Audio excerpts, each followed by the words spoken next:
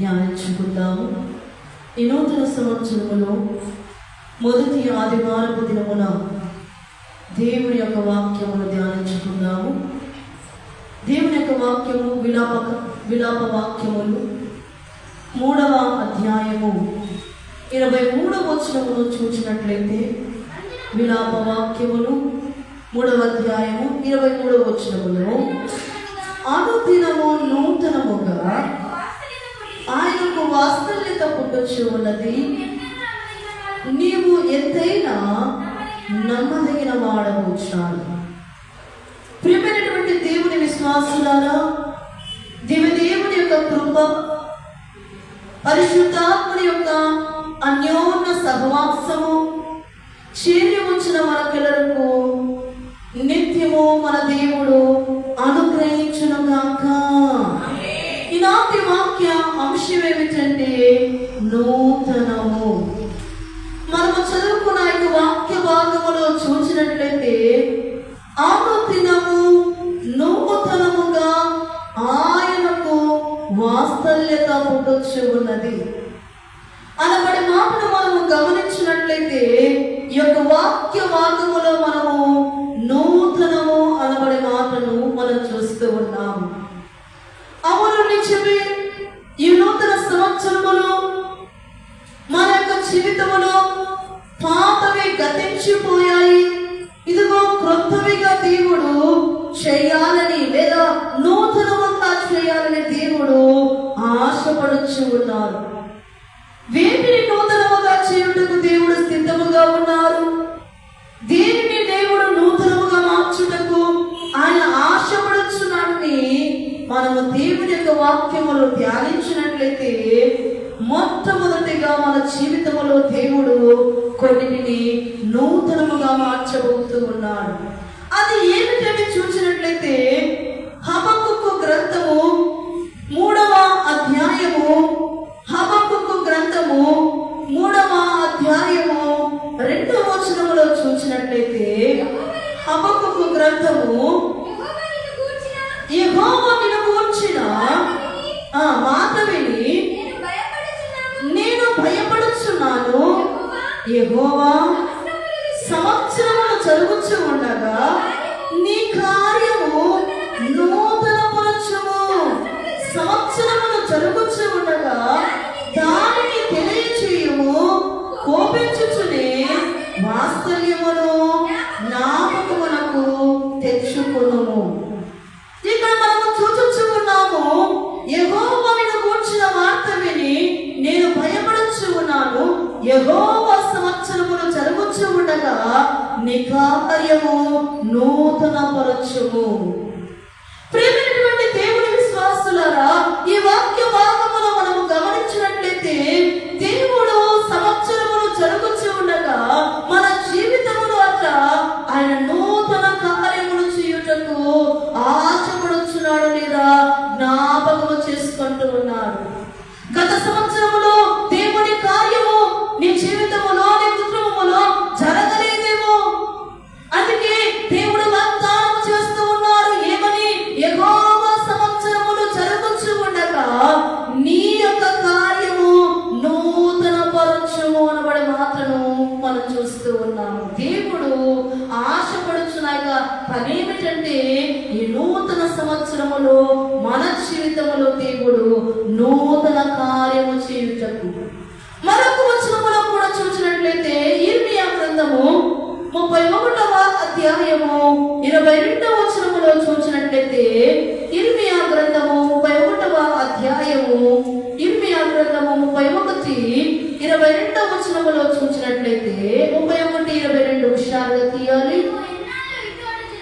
నీవు ఎన్నాళ్ళు ఇటు అటు తిరుగులాడుదువు, విశ్వాస ఘాతకులారా, యెహోవా నీ దేశములో నూతనమైన కార్యము జరిగించుచున్నాడు, స్త్రీ పురుషుని ఆవరించును. కొంతమంది సంవత్సరములు జరుగుతూ ఉండగా, లేదా సంవత్సరములు గతించుకోవచ్చు ఉండగా, కొద్దిసేపు లోకమంటూ ఉంటారు, కొద్దిసేపు దేవుడు అంటూ ఉంటారు. అందుకే వాక్య భాగము సెలవిస్తూ ఉన్నది ఏమిటంటే,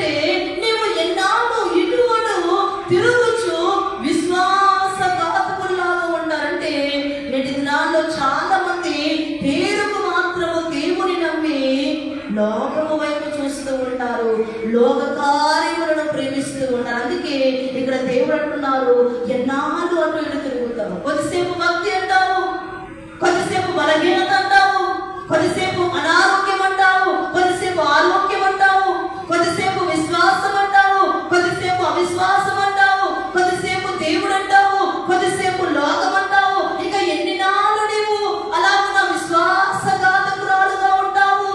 ఇదిగో అటు ఇటు చూడద్దు. మీ జీవితంలో లేదా మీ దేశంలో దేవుడట ఏం చేస్తారంటే చెప్పండి, నూతన కార్యము. ఈ నూతన సంవత్సరములోనికి అడుగు పెట్టబడిన మనమే దేవుని యొక్క నూతన కార్యమును దేవుడు మన జీవితంలో జరిగించును గాక. దేవునికి స్తుతి కలుగును గాక, దేవునికి కీర్తి కలుగును గాక. మరొక కార్యము దేవుడు ఏది మనకు అనుగ్రహించనై ఉన్నారంటే నూతన హృదయము. ఏవేమో చెడు హృదయం, ఏవేమో చెడు తలంపులు, చెడు ఆలోచనలు, కఠినమైన హృదయములు కలిగిన మనము, బలహీనమైన హృదయం కలిగిన మనము, దేవుడట మన హృదయాన్ని నూతనముగా మార్చడానికి, మన హృదయములో దేవుని యొక్క ఆలయమైనది కనుక ఆయన మన హృదయములో ఆయన ఆశీనుడైనాడు కనుక ఆశీనుడైన దేవుడు మన హృదయాన్ని ఎలాగూ చేస్తారంటే నూతనముగా. యేస్కేలు గ్రంథము 36వ అధ్యాయము, యేస్కేలు గ్రంథము 36వ అధ్యాయము 26వ వచనములో చూసినట్లయితే యేస్కేలు గ్రంథము 36:26 వచనములో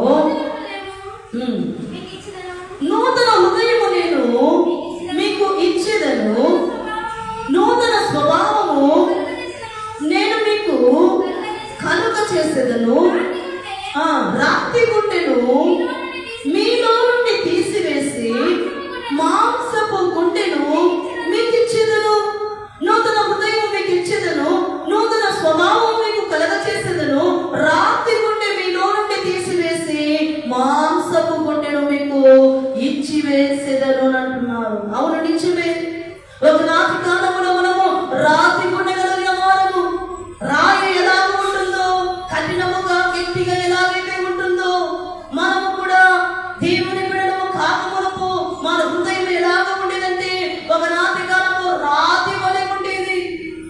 అందుకే దేవుడు మాట్లాడుతున్న మాట ఏమిటంటే రాతి గుండెను పీకి వేసి ఏం చేస్తారని చెప్పండి, దేవుడు రాతి గుండెను పీకి వేసి మాంసపు గుండెను మీకు ఇస్తానని వాగ్దానము చేస్తూ ఉన్నారు. కనుక ఈ నూతన సంవత్సరములు ఎవరికి వారు, ఎవరి మధ్యకు వారే ధ్యానం చేసుకోనండి.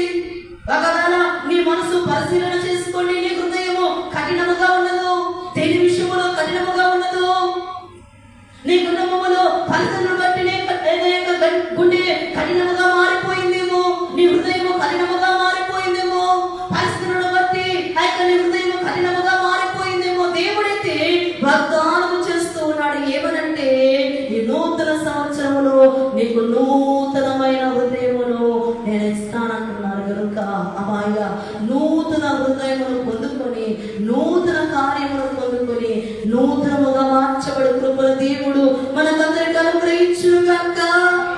అదే యేస్కేలు గ్రంథము 18వ అధ్యాయము 31వ వచనములో కూడా చూసినట్లయితే యేస్కేలు గ్రంథము 18:31 వచనములో మీరు జరిగించిన అక్రమ క్రియలన్నిటిని విడిచి నూతన హృదయమును నూతన బుద్ధియు తెచ్చుకొనుడి.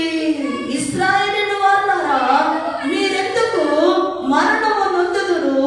ఇదే ప్రభువకు యెహోవా వాక్కు. ఇక్కడ దేవుడు ఇశ్రాయేలు జనములాంటి వారి యొక్క ప్రజలకు ఆజ్ఞాపిస్తూ ఉన్నాడు. నేటి దినాల్లో ఆనాటి కాలంలో ఇశ్రాయేలు వారు కూడా ఘోరమైన పాపములో మగ్గిపోవచ్చున్నారు, ఘోరమైన దాస్యములో మగ్గిపోవచ్చున్నారు. దేవుడేమో వారి మీద కరుణా కటాక్షము కలిగి ఐగుప్తు దేశముల నుండి విడిపించి కానాను దేశములకు వారిని నడిపిస్తున్న సమయంలో ఆయనకు వారికి ఏర్పాటు చేసిన దైవ సేవకులైన వారి మీద విసుక్కుంటున్నారు. అన్నము లేదని, భోజనము లేదని, నీళ్లు లేవని ఏం చేస్తూ ఉన్నారు చెప్పండి? సనుక్కుంటూ ఉన్నారు. సకల వైభవాలు లేవని, సకల ఆ యొక్క సుఖవైభవాలు లేవని చెప్పి, సౌకర్యాలు లేవని చెప్పి సనుక్కుంటూ విసుక్కుంటూ ఉన్నారు. అందుకే ఇక్కడ దేవుడు అంటున్నారు ఏమనంటే, ఇశ్రాయేలీయుల వారి వలె మీరు ఉండొద్దు. మీ హృదయము దేవుడంట మీ హృదయాన్ని ఎలాగ చేస్తారంట, నూతనముగా మార్చబోతున్నారు. ఒకవేళ మీరు ఇశ్రాయేలీయుల వారి వలె ఉన్నారంటే, వారు ఎలాగైతే మరణము పొందారో మనం చూస్తూ ఉన్నాము.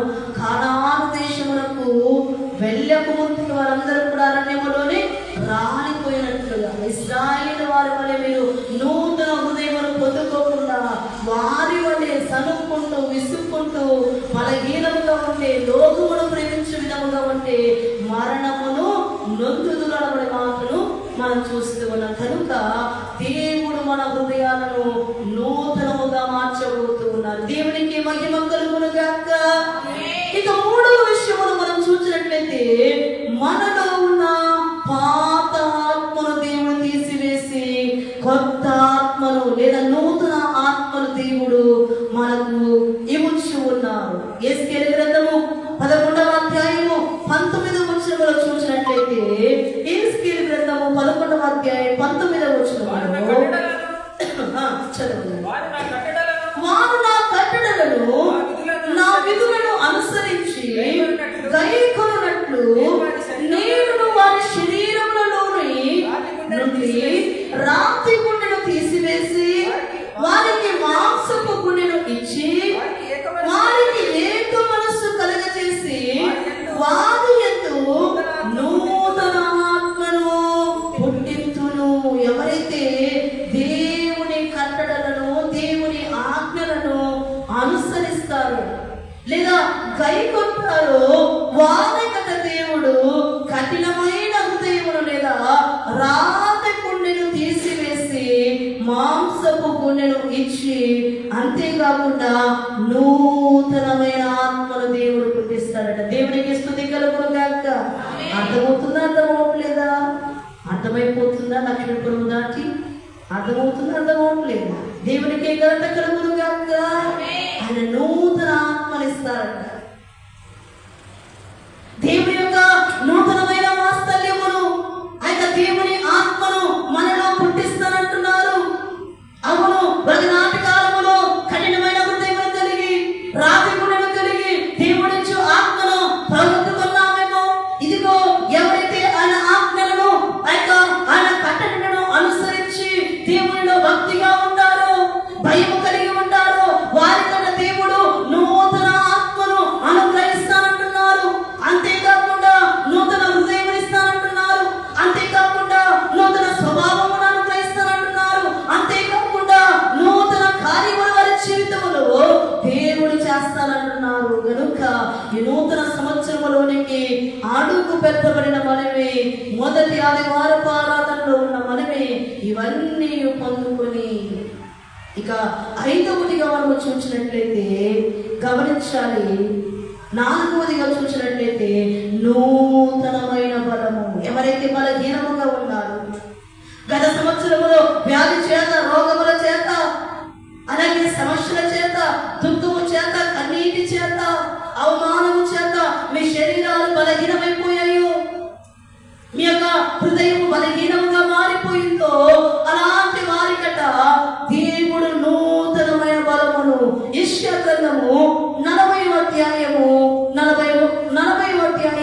31వ వచనములో చూసినట్లయితే, యెషయా గ్రంథము 40:31వ వచనములో, యెహోవా కొరకు ఎదురు చూచువారు నూతన బలమును పొందుదురు, వారు పక్షి రాజు వలె రెక్కలు చాపి పైకి ఎగురుదురు. ఎవరైతే యెహోవా కొరకు ఎదురు చూస్తారు, బలహీనతలోనైనా, శ్రమలోనైనా, బాధలోనైనా, సమస్యల్లోనైనా యెహోవా కొరకు నా దేవుడు నా పక్షమై ఉన్నారు, నా శ్రమలో నన్ను ఆదరిస్తారు, నా కష్టములో నన్ను ఆదుకుంటారు, నన్ను విడువడు, నన్ను ఎడబాయడు, నా యందు ఆయన కునుకడు, నిద్రపోడు, నిత్యము నా కొరకే ఆలోచన చేయువాడు, నాకు వ్యాజ్యమాడు దేవుడై ఉన్నాడు కనుక నా పక్షమున ఆయనే న్యాయవంతుడై నిలిచాడు కనుక నాకు ఏ కుదువ ఉండదని ఎవరైతే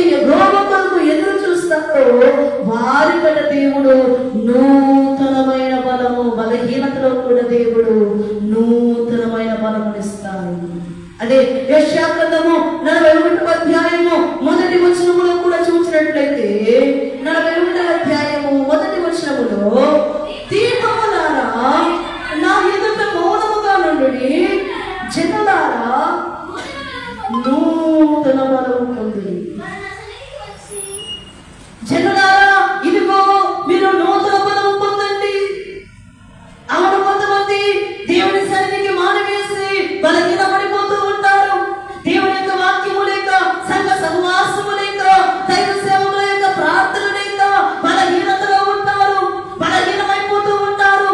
నిరాశ నిస్పృహలకు చిన్నమైపోతూ ఉంటారు. అపవాదికి, లోకానికి దగ్గరైపోతూ ఉంటారు. అందుకే వారిలో బలహీనత, అవిశ్వాసము, నిర్లక్ష్యము అవన్నీ చేరుకొని బలహీన పడిపోతూ ఉన్నదైతే వాక్యము బలపరిచేది.